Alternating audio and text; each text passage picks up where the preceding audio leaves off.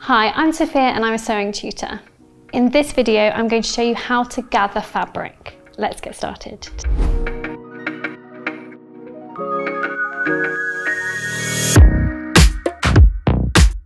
If you like this video, don't forget to subscribe to Hobbycraft and click the bell icon for notification of future videos.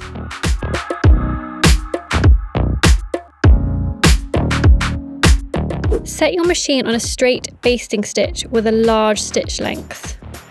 Get the piece you need gathered and sew along the edge using the side of the foot as your guide. Do not backstitch at all. When you get to a seam, stop, take out your work, leaving long tails of thread on your fabric. Continue sewing the same way until the edge you are gathering has a line of base stitches. Repeat the process with another line of stitches underneath the first line. You can use the side of the foot again to align your first stitches. On each end of your base stitches, grab the 2 top or 2 bottom threads and tie them together. Repeat on all ends. Hold the 2 threads and start sliding the fabric along the threads towards the other end. You can adjust the gathers as you wish. Don't gather it too much as you'll need to attach it to your waistband or top. Pin your slightly gathered piece to your garment's waistband or top piece.